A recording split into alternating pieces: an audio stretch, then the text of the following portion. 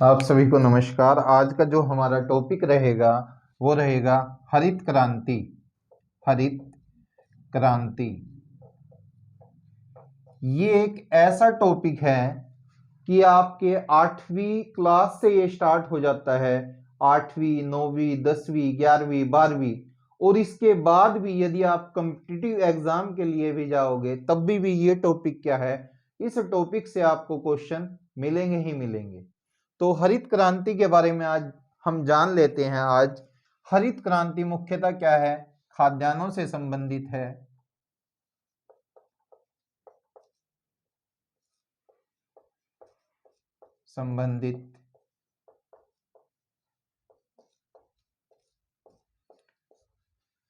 इसमें तथ्यात्मक जानने से पहले हम ये जान लेते हैं कि हरित क्रांति की जरूरत क्यों पड़ी। आप सभी जानते होंगे कि हमारा देश क्या है कि 1947 में हम क्या हुए थे, आजाद हुए थे। और 1950 के में हमारा क्या है कि संविधान लागू हुआ था।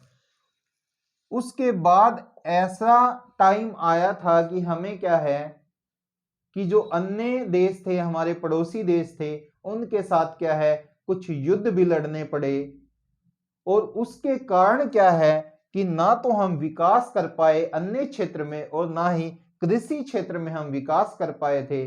एक समय ऐसा भी आ गया था कि हमें क्या है बाहर के देशों से क्या है अनाज गेहूं आदि हमें बाहर के देशों से मंगाना पड़ा था। तो उस टाइम पर क्या है, आप सभी को याद भी होगा कि 1965 के बाद क्या है, 1965 की जब लड़ाई हुई थी भारत पाकिस्तान के साथ, उसमें क्या है एक नारा दिया गया था कि जय जवान जय किसान।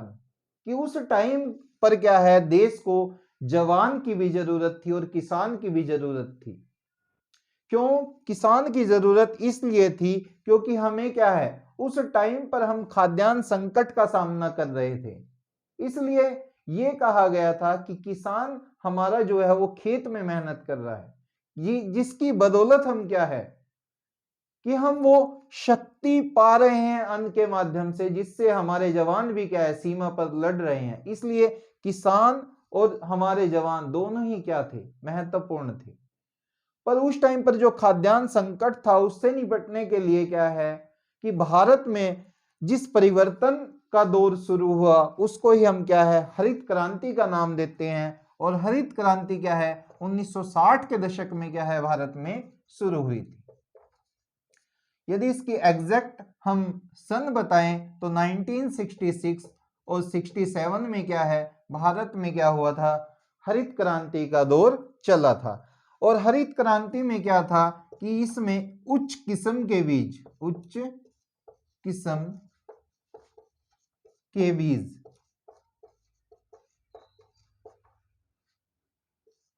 जिनको हाई यील्ड वैरायटी सीड्स भी कहा जाता है, HYVS high yield variety seeds भी कहा जाता है, इनका प्रयोग क्या है भारत में किया गया था।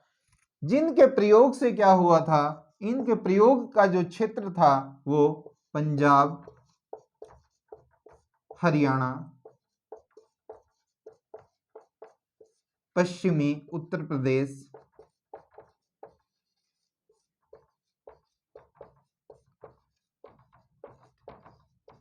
ये क्या थे हरित क्रांति के प्रमुख क्षेत्र थे।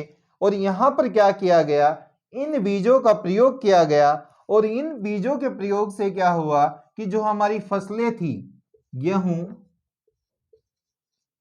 और चावल की, गेहूं चावल मुख्यतः, इनका उत्पादन क्या हो गया, बढ़ गया।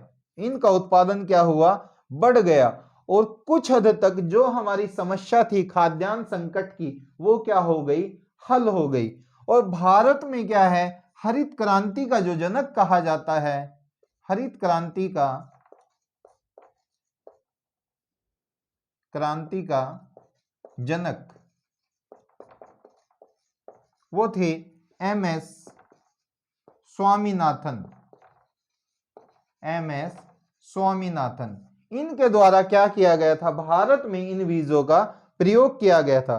पर यहां पर यह जानना भी जरूरी है कि भारत ने जब ये प्रयोग किए तो उससे पहले एक देश है हमारा मैक्सिको। मैक्सिको में क्या है इन बीजों का प्रयोग किया गया था और जिसके माध्यम से वहां पर क्या है उत्पादन बढ़ गया था और वहां पर इन बीजों का प्रयोग करने वाले जो वैज्ञानिक थे उनका नाम था नॉर्मन बोरलॉग। Norman Borlaug.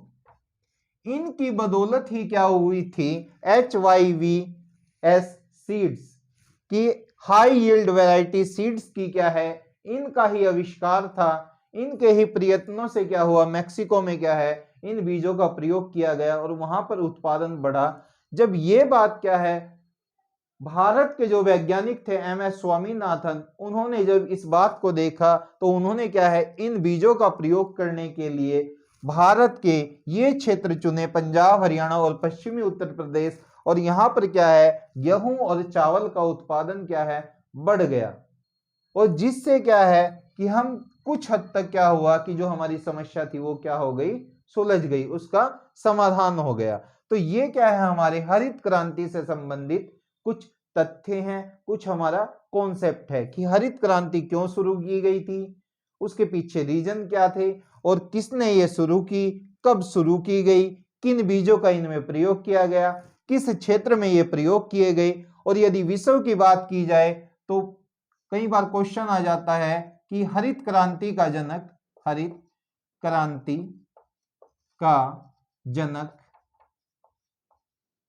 किसे कहा जाता है। यदि ये आए कि हरित क्रांति का जनक किसे कहा जाता है तो नॉर्मन बोरलॉग हो गए। यदि पूछ दे कि भारत में हरित क्रांति का जनक कौन थे तो MS स्वामीनाथन थे। सन इसकी हम ये याद रखेंगे। और कई बार क्वेश्चन यदि थोड़ा सा और टफ करे यदि हम कंपटीशन की तरफ जाए तो वहां पर पूछ सकते हैं कि पंजाब हरियाणा और पश्चिमी उत्तर प्रदेश ही क्यों चुने गए। इसका सीधा सा आंसर क्या होगा कि मान लीजिए ये बीज हमने क्या है प्रयोग किए थे और मान लीजिए कोई भी प्रयोग हम क्या है वहीं पर करते हैं जहां पर क्या है उसके नुकसान को सहने की भी क्या हो क्षमता हो। यदि इस आविष्कार से यदि मान लीजिए इसके उल्टे प्रभाव आ जाते तो ये क्षेत्र इतने संपन्न थे कि ये उसके नुकसान को क्या है सह सकते थे। इसीलिए क्या है इन क्षेत्र को चुना गया। यहाँ पर सिंचाई की अच्छी व्यवस्था थी। यहाँ के जो जमींदार थे जो किसान थे वो क्या थे संपन्न थे। यदि उनको थोड़ा बहुत हो सकता था कि इससे नुकसान हो जाए जो प्रयोग हम देश के लिए कर रहे थे तो इसलिए कि वो उसको सह सके इसीलिए इन क्षेत्रों का क्या है चुना गया था। इन क्षेत्रों को में क्या है हरित क्रांति को प्रयोग किया गया था और वो प्रयोग कुछ हद तक क्या है सफल भी रहा। पर कहीं ना कहीं क्या है कि इस क्रांति की वजह से क्या है कि क्षेत्रों के बीच में क्या है कहीं ना कहीं क्या है एक असमानता भी आ गई थी कि ये क्षेत्र क्या है हरित क्रांति की वजह से जो प्रयोग हमारा सफल रहा ये ज्यादा संपन्न हो गए और जिन क्षेत्रों में इसका प्रयोग नहीं किया गया वो कुछ हद तक क्या है पिछड़ गए थे। ये कुछ हम कह सकते हैं कि हरित क्रांति का ड्रॉबैक भी रहा कि हानि रही इसकी कमी रही कि इसने क्या है कुछ क्षेत्र को ही चुना। पर फिर बात वहीं पर आती है कि यदि हमें प्रयोग करना है तो वो हमें क्या है कुछ क्षेत्र में ही करना होगा। यदि उसके फायदे और नुकसान यदि हम दोनों ही सोच के चले हो सकता है कि फायदा भी हो जाए और हो सकता है कि नुकसान भी हो जाए। इसीलिए यही विचार क्या है उस टाइम पर जो हमारे वैज्ञानिक थे उनके दिमाग में था। इसीलिए ये क्षेत्र क्या है हरित क्रांति के लिए चुने गए। उम्मीद करता हूं कि आप क्या है हरित क्रांति टॉपिक को अच्छे से समझ गए होंगे। यदि फिर भी आपको कहीं पर कोई समस्या आती है तो आप क्या है कमेंट बॉक्स में उसको लिख देंगे और वो बात आप हम तक पहुंचाएंगे ताकि हम क्या है आपकी समस्या का समाधान कर सके। धन्यवाद।